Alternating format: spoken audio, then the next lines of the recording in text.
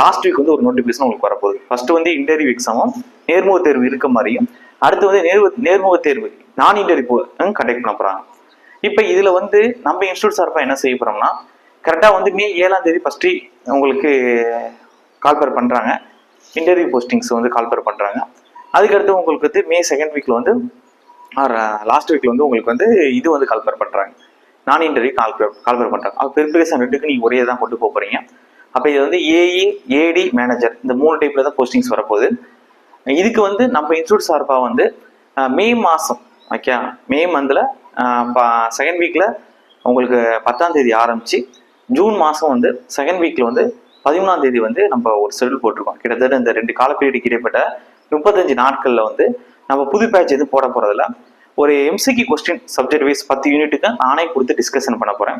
நம்ம ஆல்ரெடி இதுக்கு முன்னாடி 2022 டிஸ்கஷன் போட்டிருக்கோம். அதுக்கடுத்து வரிசையா வந்து கிளாஸஸ் தான் ஃபவுண்டேஷன் பேட்ச் மாதிரி போட்டுக்கிட்டு இருக்கோம், டிஸ்கஷன் பண்றது இல்லை. இப்போ ரொம்ப நாள் லாங் பீரியட் கழிச்சு இப்போ நான் ஏப்ரல் வந்து இப்போ போட்டிருக்க ஃபவுண்டேஷன் பேட்ச் 2025 A1 பேட்ச் வந்து நான் முடிச்சிருவேன். டிப்ளமோ லெவல் டிகிரி லெவல் 2 பேருக்கும் முடிச்சிருவேன். அதுக்கப்புறம் நான் ஃப்ரீயா தான் இருப்பேன். அதனால இந்த 35 நாள் என்ன செய்ய போறேன் அப்படின்னா, உங்களுக்கு சப்ஜெக்ட் வைஸா அந்த 10 யூனிட்டுக்கும் உங்களுக்கு இம்பார்ட்டன்ட் கொஸ்டின் லெவல் 1 பார்த்தோன்னே எப்படி ஆன்சர் பண்ற மாதிரி கொஸ்டின்ஸ் கேட்பாங்க, அது எப்படி டிஸ்கஷன் பண்ண போறேன். அதுக்கடுத்து கான்செப்ட் கொஸ்டின் எப்படி கேட்பாங்க, அதை நீங்க எப்படி அப்ரோச் பண்ணணும். அதுக்கடுத்து வந்து உங்களுக்கு ப்ராப்ளம் கேட்டாங்கன்னா நீங்க எப்படி சால்வ் பண்ணணும் அப்படிங்கிறத நானே இண்டிவிஜுவலா கிட்டத்தட்ட ஒரு 7000 to 8000 கொஸ்டின் நானே வந்து எம்சிக்கு வந்து சால்வ் பண்ணி உங்களுக்கு காட்ட போறேன். அது வந்து ரொம்ப ரொம்ப யூஸ்ஃபுல்லா இருக்கும். மேக்ஸிமம் நம்ம என்ன டிஸ்கஷன் பண்றோமோ அதுதான் இங்கேயும் கொஸ்டின் கேட்க போறாங்க. நீங்க ஏதாச்சும் இதுக்கு முன்னாடி வேற இன்ஸ்டியூட்ல படிச்சிருந்தாலும் இல்ல புதுசா இப்போ நீங்க படிக்க ஆரம்பிச்சிட்டீங்க, படிச்சு முடிச்சிட்டீங்க, ரிவிஷன்ல இருக்கீங்க, அதுக்கு அடுத்தபடியா வந்து டெஸ்ட் போட்டுக்கிட்டு இருக்கீங்க அப்படின்னாலும் இந்த எம்சிக்யூ கொஸ்டின் டிஸ்கஷனுங்கிறது ரொம்ப யூஸ்ஃபுல்லா இருக்கும்.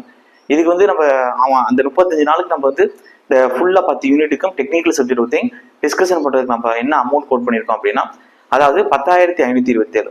இது வந்து உங்களுக்கு வந்து ஆல்ரெடி உங்க வீட்டில் கவர்மெண்ட் எக்ஸாம்ல யாராச்சும் ஒருத்தர் கிளியர் பண்ணி இருக்காங்க, உங்களுக்கு எக்கனாமிக்கலா பிரச்சனை இல்லை அப்படின்னா அவங்க வந்து இந்த அமௌண்ட் கொடுத்து ஜாயின் பண்ணிக்கலாம். இல்லை எக்கனாமிக்கலா பிரச்சனை இருக்கு சார், அதுக்கடுத்து வந்து நாங்கள் வந்து முதல் பட்டாதாரியா இருக்கோம், இல்லை வந்து ஒரு கிராம சூழ்நிலையிலேருந்து வந்து படிச்சுக்கிட்டு இருக்கோம், வில்லேஜ் பேக்ரவுண்ட்லேருந்து அப்படின்னா கண்டிப்பா வந்து நீங்க 4000 ரூபாய் கம்மி பண்ணிக்கிட்டு 6,527 ரூபாய் நீங்க கட்டினா போதும். இந்த 35 நாள்ல 10 யூனிட் சிவில் சப்ஜெக்ட்டுக்கு இருக்கக்கூடிய எல்லா இம்பார்ட்டன்ட் சிலபஸ், அந்த சிலபஸ் ஓரியன்டா எல்லா டாபிக்லையும் என்னென்ன கொஸ்டின்ஸ் கேட்கலாம் அப்படின்னு நான் கம்ப்ளீட் பண்ணி உங்களுக்கு கொடுத்துருவேன். இது எப்படி இருக்குன்னா கிளாஸஸா இருக்காது, எம்சிக்யூ வந்து டிஸ்கஷன் மாதிரி போகும். அதாவது உங்களுக்கு வந்து கொஸ்டின்ஸ் வந்து நான் டிஸ்கஷன் பண்ற மாதிரி இருக்கும். மேக்ஸிமம் அதிலே ரிவிஷன் பண்ற அளவுக்கு நான் கொண்டு போவேன். அதனால வந்து இது ஒரு நல்ல வாய்ப்பு. அடுத்து வரக்கூடிய போஸ்டிங்ஸ் டிகிரி லெவல்ல பி சிவில் அண்ட் ஆர்கிடெக்சருக்கு நான் சொல்லிட்டு என்ன டிபார்ட்மெண்ட்லேருந்து போஸ்டிங்ஸ் வரப்போதுன்னா இந்த வாய்ப்பை நல்லபடியாக பயன்படுத்திக்கிறேங்க. நீங்கள் வந்து முனிசிபாலிட்டி எக்ஸாமுக்கு